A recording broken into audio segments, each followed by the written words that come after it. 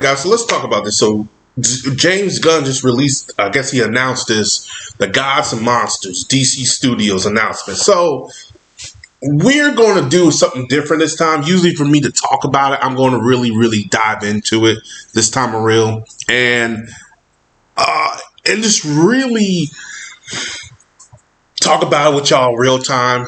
I saw some articles of it, but then they said there's a video out of it. I said, well, you know what? Let's do something different. Let's watch the video together. Hopefully this won't be taken down, which I don't think it will be because there's nothing imagery about it. And it's just James Gunn doing an announcement. So let's get into it. Hopefully you guys can hear. James Gunn. I'm the co-CEO of DC Studios. So as many of you know, DC has been disconnected in film and television for a long time. Ain't that a damn understatement? It's been disconnected. Let's call it like it is. It's been disconnected from the backstage issues with the Ants Nardoff, the Kevin Jaharas, and all the worlds. And yeah, that's an understatement. Continue. One of our jobs, mine and Peter's, is to come in and make sure the DCU is connected in film, television, gaming. Okay, I want to stop here. You don't have to make everything connected. Film, and that's the problem I have with Marvel too, is, and I'm going to touch upon it real quickly, is when the films came out, they were connected in films, which made it easy for you to go to the films. Now when you're trying to connect things to TV and everything else, that's a problem. They should have focused on just connecting the films, how Marvel did it, and then later on focus on the TV shows. Because having a TV show separate from the films it worked for me because you have both of both worlds in different multiverses. And also, when you think of it, when the DCEU wants to do this big Crisis on Infinite Earth, you have the TV shows converting with the films, and that's something big too. I don't think Marvel has done that, and they will never do that. And they're trying to copy what Marvel's doing. Do it so when you did it, because when they did the whole Crisis Infinite Earth thing with the Flash, and they got the film version with the TV version, it was the most talked about thing on the internet. Granted, it turned out pretty poorly, but it was pretty cool. Anyway. And animation. That the characters are consistent, played by the same actors, and it works within one story. And if something is outside of that, like Matt Reeves' Batman or Todd Phillips' Joker or Teen Titans Go, that it is clearly labeled as DC Elseworlds. So you just heard that.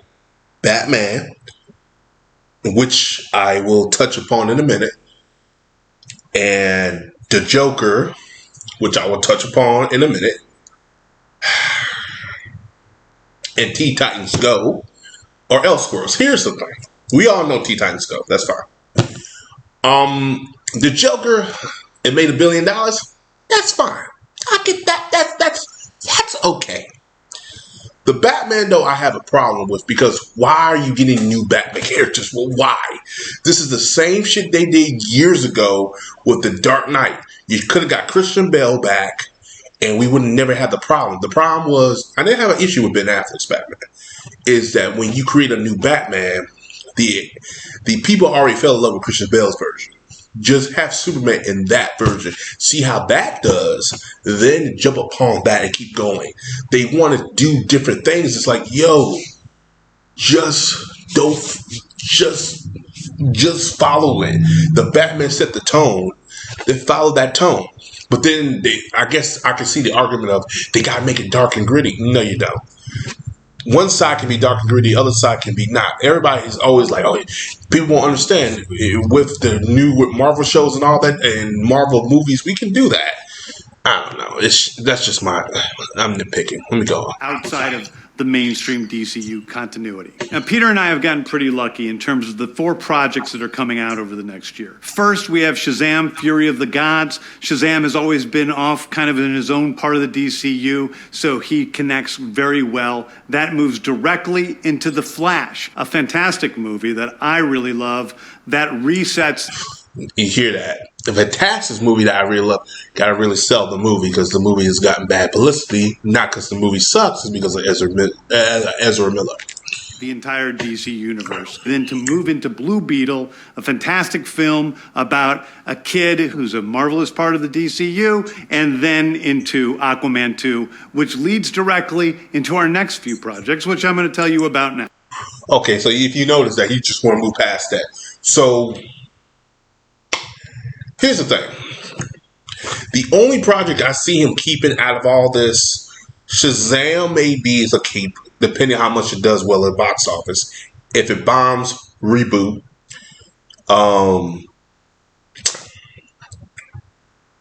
What's the other one?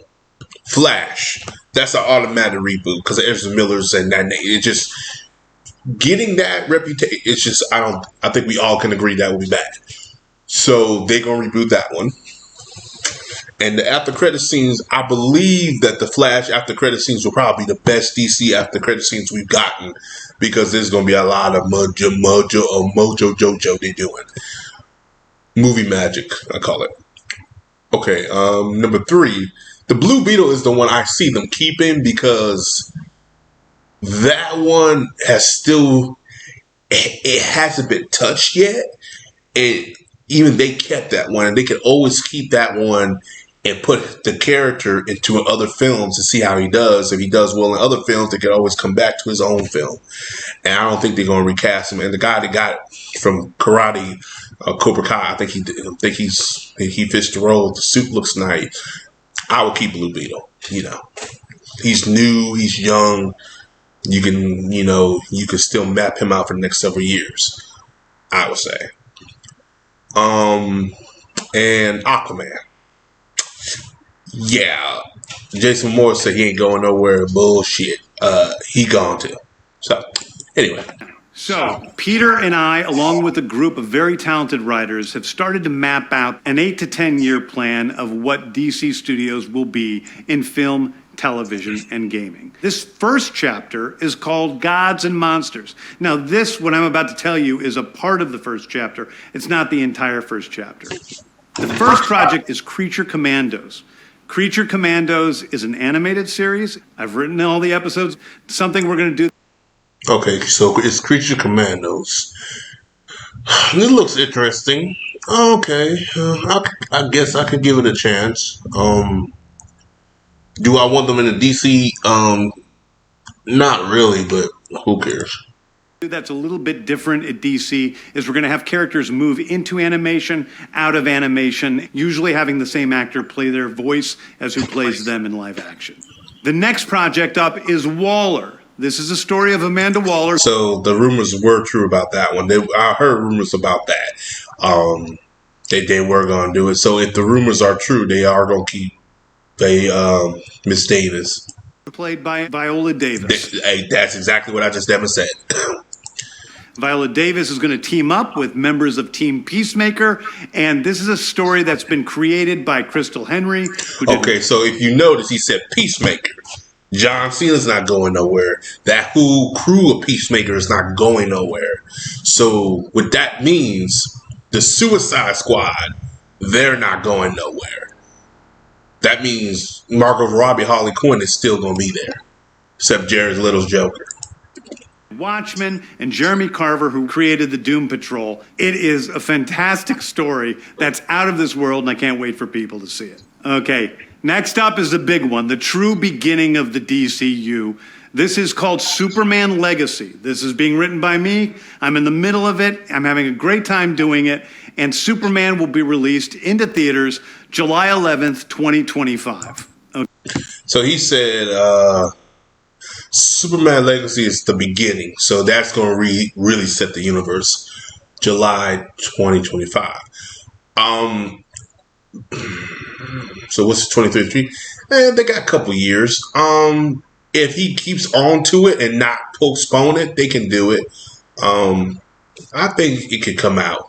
I was saying they might push it back, but I doubt it. I think that's something that they are really pushing upon. Okay, the next thing is a big premiere HBO television series called Lanterns. This is a story of a couple of Green Lanterns, John Stewart and Hal Jordan, and we have a few other Lanterns peppered in there, but this is really a terrestrial-based TV show, which is almost like True Detective, with a couple of Green Lanterns who are space cops watching over Precinct Earth. Okay, so they replaced from Guy Gardner with John Stewart, which I think is a good idea which is good. So that means they're not going to get a film, which would have been better, but I guess TV show would have been, I don't know. Okay, I'm going to stop talking. In it, they discover a terrifying mystery that ties into our larger story of the DCU. Next is a big movie called The Authority. The Authority is a passion project of mine. It's based on the marvelous Wildstorm character. The Authority. Are you thinking about WWE's Authority? No, I'm kidding. This is shocking and very intriguing. But then again, this is something up his damn alley. Really is. By looking, I haven't read them in a while, but from what I remember, this is really up James Gunn's alley. He's probably going to explain it. You can hear the excitement in his voice with this one. I wouldn't be surprised if he doesn't direct this one. He may write Superman, but he may not direct it. But this one sounds like he's going to really write and direct this one. Characters we are now bringing into the DCU and will interact with all of our primary DCU characters. The Authority are a group of superheroes who think the world is broken and they want to fix it by any means necessary. I think it's a very different look at superheroes. We're doing a television series called Paradise Lost. Paradise Lost is a story of Paradise Island, usually known as Themyscira, which is the birthplace of Wonder Woman. It's almost like Game of Thrones with Westeros, but with all of the inhabitants of Paradise. Now,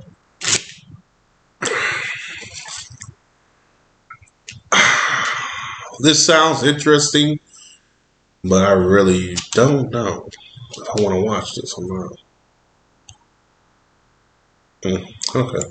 Paradise Island. The introduction of the DCU's Batman is The Brave and the Bold. The Brave and the Bold is the story of Batman and his actual son, Damian Wayne. This is based on Grant Morrison's great comic book run. Damian Wayne is my favorite Robin. He's a little...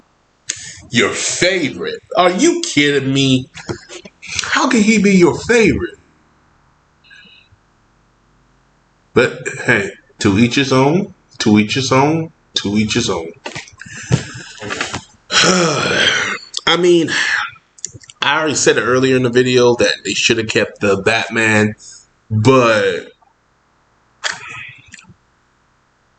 this is going to be interesting because they're going to have two. And if you notice,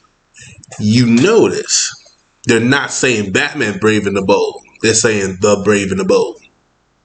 You know why they're saying that? Because Batman is used by Matt Reeves. This is going to be very interesting. I think this is a bad idea to have two Batmans on one film. If you're going to do this, you should have just had Batman not be in film and just had the other one. But they really, I don't know. This is not a good idea. This is not a good idea. It screams, because then you have two fan bases comparing Batmans. Because Robert Pattinson's Batman people like, then you got this new Batman, they might say he's better, and it's going to start some turf wars. That's all I got to say. Assassin who Batman tries to get in line, and so this is the story of the two of them and the beginning of sort of the Bat family in the DCU. I don't think that's a good idea. Next up is a TV series called Booster Gold. Booster Gold is one of comics' really popular cult heroes. Okay, they've been trying to get this show off the ground for years. This is going back to Smallville. I hope it works out. I don't really have too much to say on this one. But if you know, y'all been following DC Studios or Warner Brothers for years. They've been trying for years to get this off the ground. He's a fascinating guy. He's a loser from the future who uses future technology to come back to present day and become a superhero so that people will love him. It is basically the superhero story of imposter syndrome on an HBO Max series. One of my favorite comic book series from last year was Tom King's run on Supergirl, Woman of Tomorrow. And so we're going to turn that into a big science fiction epic film. Now, Superman is a guy who was sent to Earth and raised by loving parents, whereas Supergirl in this story, she is a character who was raised on she every way. That brings me. Okay, let's go back to this for a second. Let me go back. So, okay, that's interesting. That's a different take on Supergirl too. So, that might be interesting. So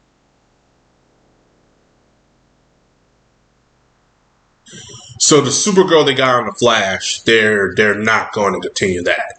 So this just confirms many things. That Batgirl, we already know Batgirl's gone, but the Supergirl as well in that film is done too.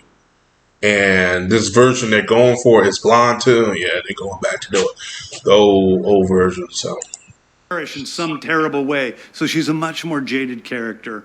And that brings me to Swamp Thing, the last thing we're going to talk about. A very dark horror story in the origins of the monster who is Swamp Thing.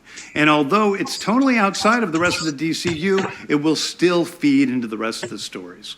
Anyway, those are the stories that I can tell you about right now. I've loved the DC characters since I was a child. They're incredibly important to me. I knew that this was a once-in-a-lifetime opportunity to do something very different. One of the things that's very important for me in all of these movies and TV series is that the director's vision and the vision of the writers and all of the creators is unique and something special. Storytelling is always all that matters to us. And I'm going to be true to you guys and really give you something different. Thank you, everybody. I appreciate you watching. I hope this was exciting for you because it's really exciting for me. And I can't wait to start to dive into these stories with you guys on this grand adventure. Thank you so much. okay, so let's talk about this for one quick second. I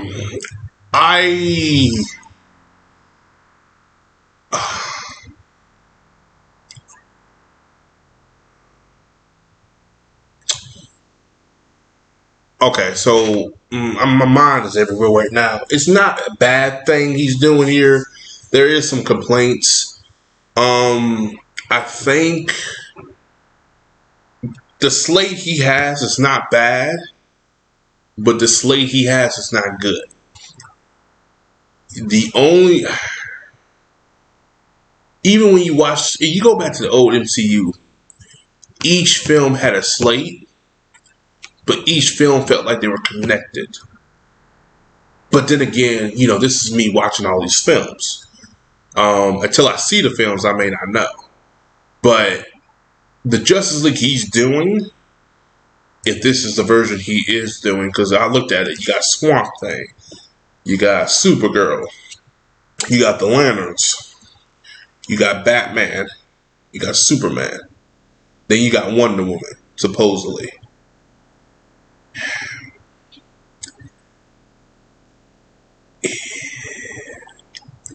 I'm excited and I'm very nervous. As a DC fan, this brings my heart joy, but also brings my heart a little bit of okay, you need to do another video. Because he says this is chapter 1. And I think he also said too there's going to be more added to the chapter. So maybe, but honestly, if you really sat there and this is all he came up with for the last months, this is not a good sign. Hell, the video I did about a week ago is a better map than this, and that was just connected to the world's finest. This seemed like it's all over the place. But here's also too, it's a kicker. Let's see when these shows are made, because DC has Warner Brothers has a tendency to say stuff but not do it. But we'll see. We will see. But yeah, as always, guys, like, subscribe. Peace, have a Johnson day, and I'll see you guys in the next video. No.